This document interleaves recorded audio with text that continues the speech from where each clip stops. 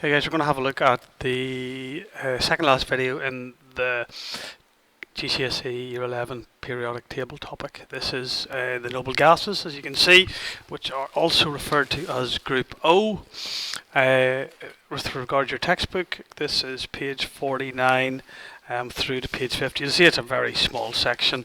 There are some test yourself questions on page 50 which you should have a go at, so this doesn't take up a huge amount of time. So we'll go through this. Okay, it shouldn't take us too long. Okay. Right, so what are the noble gases? Well, you should know by now, I think, even through your Key Stage 3 stuff. You've got your periodic table, and the noble gases are the gases that are found right over on the very far right hand side, stretching from helium down to radon there. Okay. So they're all gases, again, put in a group, the same as our Group 1 and our Group 7 elements were, which have similar chemical properties because they all have the same number of electrons in their outer shell. Although that's not strictly true here, because those of you who are on the ball will look back here and see, well, helium has got 2 electrons in its outer shell, whereas all the others have got full outer shell of 8 electrons. But I suppose what we should say here is that they all maybe don't have the same number of electrons in their outer shell, but they all have full outer shells. So helium only needs 2 electrons in order to have a full outer shell, whereas all the others need to have 8, which they indeed do. Okay, hence the reason why they are in the same group together. Okay, right. So let's have a look about a few of them and what they're used for and some facts about them. So helium is probably the one that is most widely known. Extremely low density gas. When you breathe it in, you get this very high pitched noise. You see various videos on YouTube of people behaving or trying to be funny with their high pitched voices, and it's used for balloons which float in air. Okay. Neon, very small quantities of it found in the air. It's taken from the air. Okay, and I suppose its main use is for coloured signs. So when you pass electricity through neon, it gives you this very bright red colour and is used for making the coloured sort of tube signs, which are very eye-catching. Okay, the next one then is argon. Again, a little bit of it found in the air, not very much of it, although it is one of the most abundant non-metal, Group O non-metals, used in lasers, okay, for eye surgery, and it's used in welding as well. Okay, and we'll have a look at that in a little bit more detail later on. Okay, the next one then is krypton. Okay, so krypton is a gas which will glow green when you put an electrical charge to it. So if you want a green sign, a green electrical sign, very eye-catching one, that's exactly what you'll do. You'll pass fill tubes full of krypton gas and pass electricity through it, and that gives you a very eye-catching green sign, which will of course glow in the dark. Xenon then, the next one down, again found in the air in extraordinarily tiny quantities, produces UV light this time when you pass electricity through it. So this can be used to make ultraviolet signage, which is extremely eye-catching in the dark again, and it's used on sunbeds because ultraviolet radiation gives you a suntan, can possibly give you cancer as well, so probably to be avoided, and it ages you. Okay, the next one then is radon. Really very rare gas, radon at all, found in very, very small quantities, can be emitted from the ground, and you can get some problems with radon being emitted from ground if you build houses and the likes on it. Okay. So not very much. Some people did think that it was quite good for you to bathe in radon-rich springs or inhale it. I don't think that's quite accepted anymore. Right, so all of these noble gases, obviously they're gases, they have very low melting points and they have very low boiling points. You need to know about the trend in those melting and boiling points. They're also extremely unreactive, and we'll look at the reasons why they are very unreactive soon. Okay, and they were originally called the inert gases because it was thought they wouldn't react with anything. So unreactive is a little bit different. Very unreactive is a little bit different from inert. Inert just means they don't react with anything. But it was shown that you could actually turn them into compounds with various different things. Fluorine being one they're turned into compounds with on occasion. So they're not completely inert, even though they were originally called the inert gases. Okay, the name was changed to the noble gases. Okay, and they're considered to have sort of similar reactivity to the very unreactive precious metals, like, for example, gold, which is not totally unreactive, but very, very unreactive. Okay, so why are they so unreactive? You guys should probably be able to answer this by looking at the electronic structure. We've already done bonding, and we know that things bond whenever they gain and lose electrons, and they gain and lose electrons to get a full outer shell. So you might want to write out the electronic structure of a few of the noble gases and see if you can deduce yourself why they are unreactive. So if you can pause the video, get your periodic table, do maybe the electronic structure of the first three, the helium, neon and argon, and see if you can work out from that why these things are unreactive. So pause the video now. Okay, so they are unreactive, as you've probably worked out now, because they all have a full outer shell. We've already done in bonding that things react in order to gain full outer shells. Well, these things already have full outer shells. They cannot accommodate any more electrons in their outer shell, so therefore they have no incentive to actually react. They have no room for more electrons. They don't lose any electrons. So because of that, they are very unreactive. Helium is the odd one out there at the top. Only has 2 electrons. Okay, this is part of the reason why these things they're not called group 8. Everything is group 1, 2, 3, 4, 5, 6, 7. And then we have the group O. So these aren't called group 8 because helium doesn't have 8 electrons in its outer shell. Okay, so they won't bond with anything else. They exist, unlike our group 7s, which are diatomic. These exist in what we call monatomic. Okay, so they exist just as single atoms on their own, as you would imagine, monoatomic. And the reason, as I alluded to there now, as to why they're called group O, not called group 8, is simply because that helium at the top has 2 electrons in its outer shell. It doesn't have 7, okay, and therefore they were given the name group O instead. Right, their physical properties, they are colorless, they have no smell, they're highly unreactive, okay, and they have a few trends that you need to be aware of. So we're going to look here just at the trend in density. Okay, so we're going to have a little look at this animation. So we're going to blow a balloon up. We're going to see how long it takes the balloon, when it's blown up, to float to the top of the screen or sink to the bottom of the screen, and from that we can work out which is the most dense, which is the least dense, and we can work out what is the trend in the density. So let's blow the balloon up with helium. You probably know already that helium is less dense than air, and we've seen it take 2.4 seconds there for the helium. So there's our helium balloon to rise. So there's our sort of our starter block. Let's have a look at neon, see what happens with neon. Again, okay, it rises, but you can already see that it's rising much more slowly. It's taken probably about 5 times as long for the neon balloon to rise.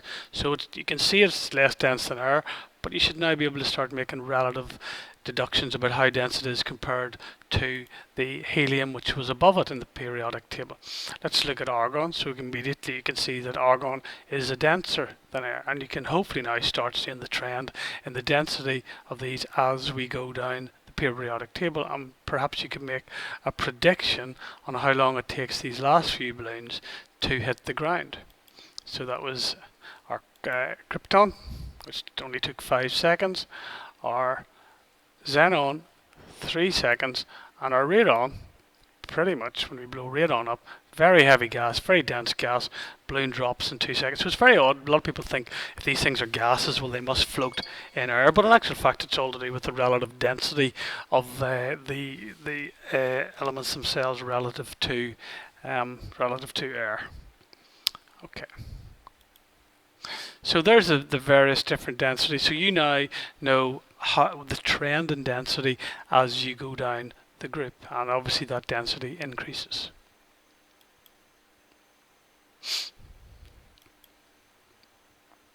Okay, so if we look here, we've been given a boiling point of a couple of the noble gases. We've been given helium at the top, and you can see it on the screen here. It sits at minus 268, the helium.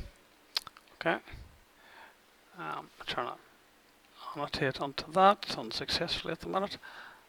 Okay. Alright, so the helium up here at minus 269, and the radon down at the bottom here, okay, at minus 62. So I want you to just take a minute, pause the video and predict what you suspect is the boiling point of the various neon, argon, krypton and xenon that are in the middle. And I want you also to write a sentence just commenting on the trend in boiling points of these gases and their position in the periodic table. So in other words, as you go down the group, how does the boiling point change? So pause the video.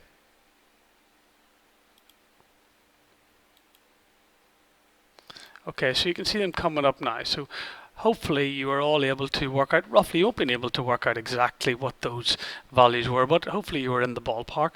And you should now also be able to make the deduction or make the connection that as you go down the group, the boiling point increases. Okay, so we go from minus 269, a very, very low number, to minus 62. Still a low number, but not as low as what we had previously.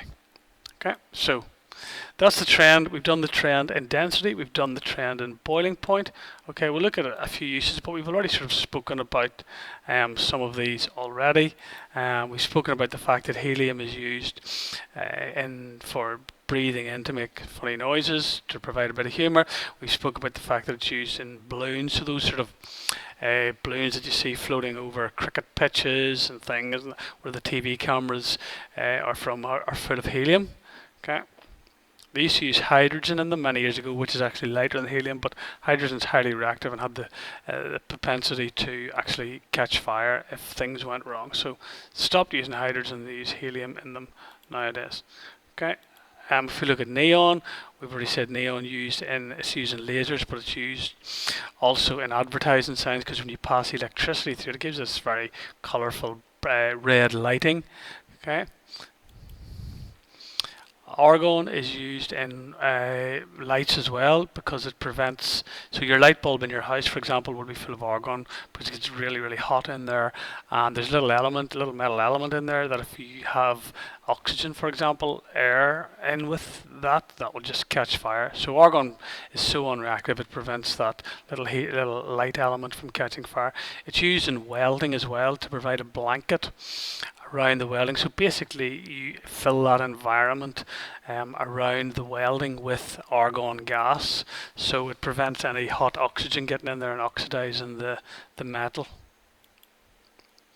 Okay, rather strange looking photograph, but this is krypton. It's used in lasers for eye surgery. Okay, it prevents bleeding, okay, of the retina whenever surgeons are carrying out eye surgery. It's also used in lighthouses and in strip lighting. I'm sure some of you, or all of you, probably have a strip light somewhere properly in your garage or a playroom or something like that. And it's used in flash. You can get the idea that the krypton provides a very white, a very bright light. Okay, which is slightly different from the neon that we had previously. Xenon, similar sort of idea, produces a very bright white light. It actually, when you pass electricity through it, it produces ultraviolet radiation, ultraviolet light, and that's what it's used. You can see on the right hand side here, it's used in sunbeds. It's also used in those really bright headlights you see nowadays on cars, which are much whiter than lights that we had on cars in days gone by, give a far better viewing for the driver at night time. And using photography flashes, again, just a reflection of that very bright white light to light things up in dark environments. Radon, not really used very much. It's highly radioactive, so it is used in cancer treatments as one of the few places, but you wouldn't meet radon on a daily basis, whereas you might meet the others. Okay, so quick matching quiz here, guys. So if you maybe want to pause the video, make sure that you can match up all of these with their on the left with the gases to their uses on the right. Okay, so there you go. That's the answers. Okay, so hopefully, if you want to pause the video and check that you got yours correct, then we'll move on. Okay, so we have a few true and false statements here. Again, pause the video, guys, and have a go at those.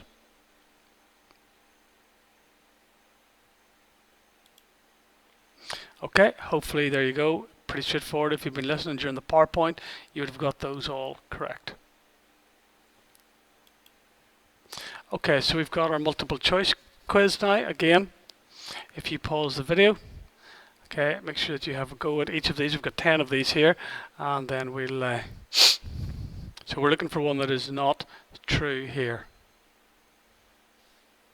Okay, so that is of course D. It says they're all less dense than air. They're not all less dense than air. Okay. So why are they unreactive? Again, pause the video and I'll give you the answer. Okay. So they've all got full outer shells. Which noble gases are more dense than air? Okay, hopefully you can remember from earlier. Okay, so the best one to go for is the one right at the very bottom of the group. So if you pause the video, the radon is the heaviest by far, most dense. Okay, so read the question, pause the video.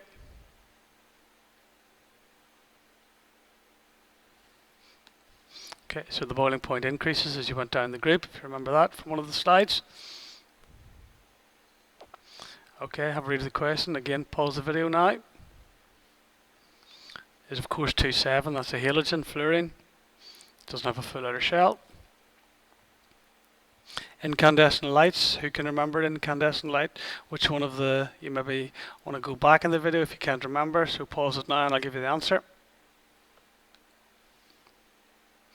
Okay. Airships, so some of you maybe remember me talking about the airship, perhaps at the cricket matches, where they put the camera and they look down at the action in the cricket. Okay, pause the video and I'll give you the answer. Of course the helium, unreactive and very, very low density. Red advertising signs, can we remember which one is red advertising signs? Yep, it's indeed the neon. Okay, which one is used as a gas blanket during welding? So in other words, to protect that environment and keep the oxygen out. So pause the video. And the final one, give me a use of krypton.